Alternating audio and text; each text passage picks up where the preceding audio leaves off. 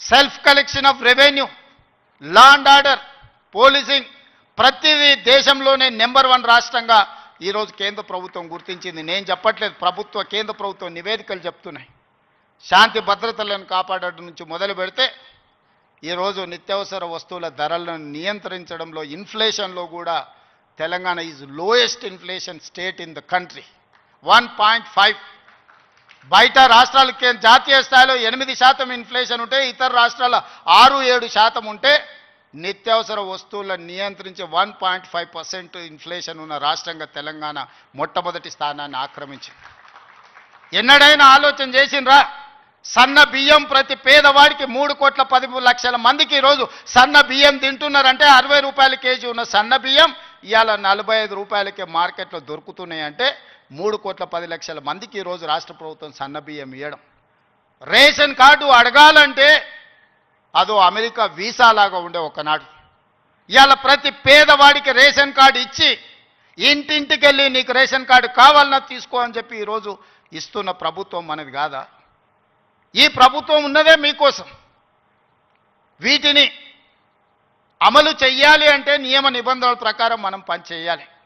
ఉద్యోగ నియామకాలు ఇవ్వాలి అంటే నేను నోటిఫికేషన్ ఇవ్వాలి. ప్రభుత్వ శాఖలలో ఖాళీలను తెచ్చుకోవాలి, రేషనలైజేషన్ చేయాలి, ఎక్కడెక్కడ ఖాళీలు ఉన్నాయో గుర్తించాలి. ఆ ఖాళీలను పబ్లిక్ సర్వీస్ కమిషన్కో, పోలీస్ కమిషన్కో, లేకపోతే మెడికల్ అండ్ హెల్త్ డిపార్ట్మెంట్ ద్వారానో ఈరోజు నియామకాలు చేపట్టడానికి ఒక ప్రాసెస్ ఉంది. ఆ ప్రాసెస్ ప్రకారం మనం ఈరోజు చేసుకుంటున్నాం. ఒకనాడు నోటిఫికేషన్ల కోసం మీరు ధర్నాలు, నిరసనలు చేసేది. నేను మీద నోటిఫికేషన్లు ఇస్తే అశోక్ నగర్ చౌరస్తాలు, అమీర్పేట చౌరస్తాలు రోజు నిరసనలు. ఇన్ని నోటిఫికేషన్లు మాకు వద్దని మొట్టమొదటిసారి తెలంగాణ రాష్ట్రంలో నోటిఫికేషన్లు తగ్గించడం ఉద్యమం జరిగింది. అందుకే మిత్రులారా, మీకు అనుమానాలు ఉంటే నివృత్తి చేస్తా. కొన్ని రాజకీయ పార్టీలకు కొంతమందికి అధికారం పోయినా కడుపుమంటూ ఉంటుంది, బాధ ఉంటుంది, దుఃఖం ఉంటుంది, ఆవేదన ఉంటుంది. కొడుకులను ఏమేమో చేద్దాం అనుకుంటే ఎందుకు కాకుండా పోతురని తండ్రికి ఆవేదన ఉంటుంది. ఆవేదనతో ఆరోగ్యం కూడా దెబ్బతింటుంది. మీరు వాళ్ళ ఉచ్చులో పడితే ఎట్లా? నేనెవరినే? మీరందరు కలిసి చేస్తేనే ముఖ్యమంత్రి అయినా కదా. నేను ఆకాశం నుంచి ఊడిపడ్డానా? అమెరికా నుంచి వచ్చినా? ఏం నుంచి వచ్చినా? నల్లమల్ల అడవుల నుంచి, కొండారెడ్డిపల్లి నుంచి వచ్చిన గా ప్రొఫెసర్ కాసింది మాది పక్క ఊరే. మీ ఊరు నుంచి, మీ దగ్గర నుంచి గవర్నమెంట్ స్కూల్లో చదివి మీతో పాటు 20 ఏళ్ళు ఉండి జడ్పీటీసీగా, ఎమ్మెల్సీగా, ఎమ్మెల్యేగా, ఎంపీగా 20 సంవత్సరాలు మీతో పాటు ఉండి, మీతో పాటు పెరిగి, మీతో పాటు మీరు ఆశీర్వదిస్తేనే ఈరోజు తెలంగాణ రాష్ట్రానికి ముఖ్యమంత్రి అయినా. చదువుకోవడానికి గుంటూరు పోలేదు, లేకపోతే పూనా పోలేదు, లేకపోతే అమెరికా పోలే. నేను చదివింది ఇక్కడనే, పెరిగింది ఇక్కడనే, ఎన్నికైంది ఇక్కడనే. మా తాతలు ముత్తాతలు ఎవరు పెద్ద పెద్ద పదవులలో లేరు. మా నాయన పేరు చెప్పి నేను ఇక్కడికి రాలేదు. కష్టపడి మీరు ఆశీర్వదిస్తే ఇక్కడికి వచ్చిన. చెట్టు పేరు చెప్పి చింతకాయలు అమ్మదలుచుకోలేదు నేను. కొంతమంది చెట్టు పేరు చెప్పి అమ్ముకునే ప్రయత్నం చేస్తారు.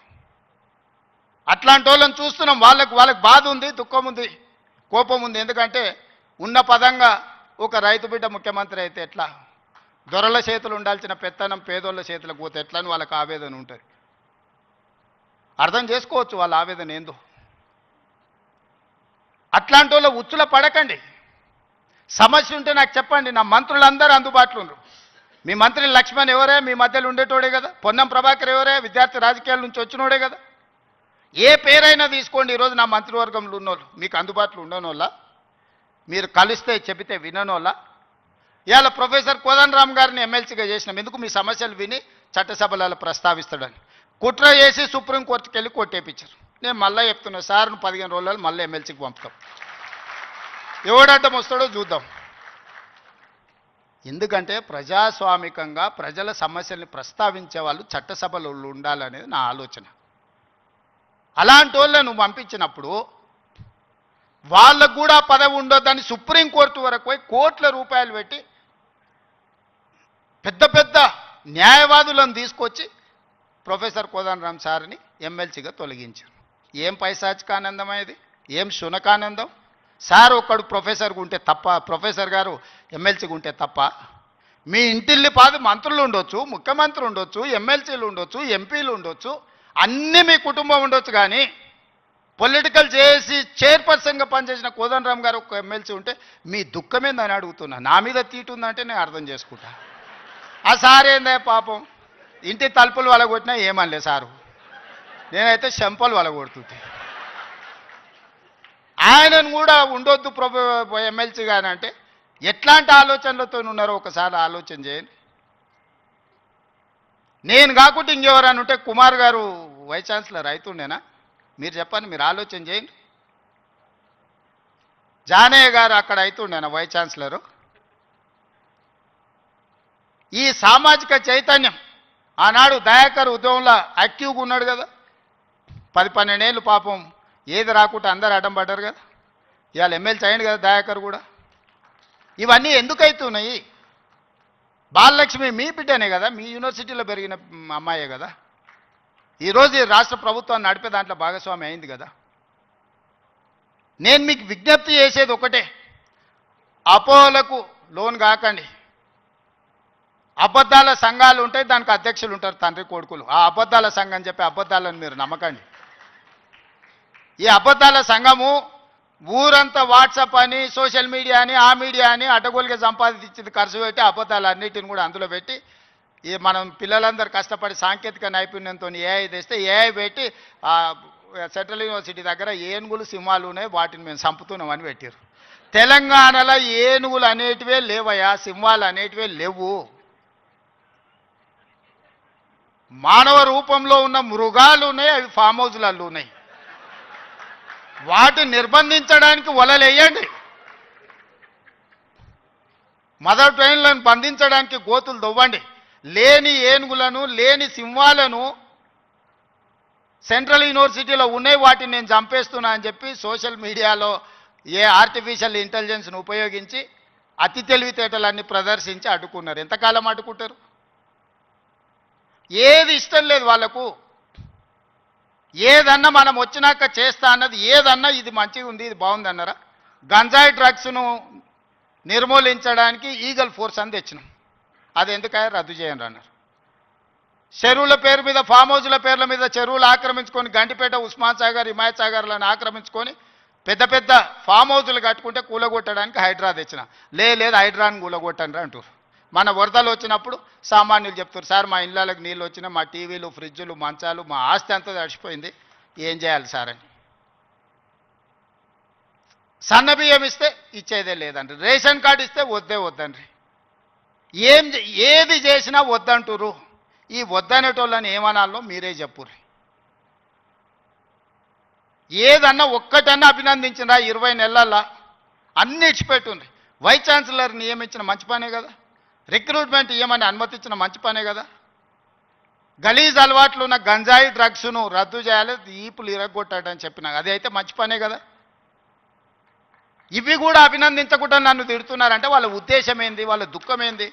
మీకు వాళ్ళతో ఉన్న లాలుచేంది? గంజాయి అమ్మేటోళ్ళతోని, డ్రగ్స్ అమ్మేటోళ్ళతోని. దీపావళి పండుగ కంటే దావత్ చేసుకున్నాడంట బామ్మర్ది. మేము దీపావళి పండుగకు చిచ్చుబుట్లు కాల్చుకుంటే వాళ్ళు సారా బుట్లు పెట్టుకొని దావత్ చేసుకుని అందులో పట్టుకుంటే డ్రగ్స్ తీసుకున్నాడు దొరికిండు. అట్లెట్లా పట్టుకుంటారు అంటాడు. అంటే డ్రగ్స్ తీసుకుంటే పట్టుకోవద్దా? మీరే చెప్పుర్రి. వద్దు అని అంటే వదిలిపెడదాం. మరి మీరు అందరు కలిసి తీర్మానం చేస్తే గంజాయి డ్రగ్స్ తీసుకోవచ్చు, మనం ఏమనొద్దు. తెలంగాణ రాష్ట్రంలో వాళ్ళు చెప్పినట్టు మరి అట్లాంటి రాజ్యాంగం ఏదైనా ఉంటే నాకు చూపియ్యరు. ఇట్లాంటి వాళ్ళు తెలంగాణ సమాజానికి పట్టిన చెదలు. ఆ చెదల్ని మనం ఒకసారి గుర్తించడం కొంచెం ఆలస్యం అవుతుంది. ఎందుకంటే మన ఇళ్ళల్లో మనం వుడ్ వర్క్ చేసుకున్నప్పుడు ఇట్లనే కనిపిస్తుంది, లాస్ట్కి ఇట్లా చూస్తే మొత్తం డొల్లయిగా అనిపిస్తుంది. తెలంగాణ సమాజానికి కూడా వాళ్ళు ముసిగేసుకున్న చెదల్లాంటి వాళ్ళు. వాళ్ళు ఈ తెలంగాణ సమాజం బాగు కోరుకోరు. ఉస్మానియా యూనివర్సిటీని బతకనియరు. మళ్ళీ వచ్చిండ్రంటే ఆలోచనలకు కూడా వచ్చినా ఈ ఉస్మానియా యూనివర్సిటీని ఉంచరు. లేఅవుట్లు వేసి ప్లాట్లు అమ్ముకుంటారు తప్పితే ఈ ఉస్మానియా యూనివర్సిటీని ఉంచరు.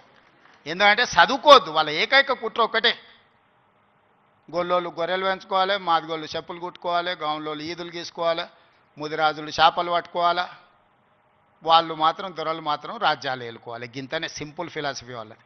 నాది దానికి విరుద్ధం. మా పిల్లలు, మా తమ్ముళ్ళు, మా చెల్లెళ్ళు డాక్టర్లు, లాయర్లు, ఇంజనీర్లు కావాలి.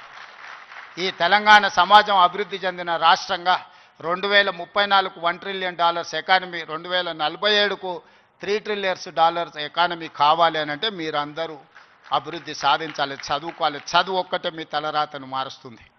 ఈ చదువు ఒక్కటే మిమ్మల్ని సమాజంలో గుర్తింపు గౌరవాన్ని ఇస్తుంది.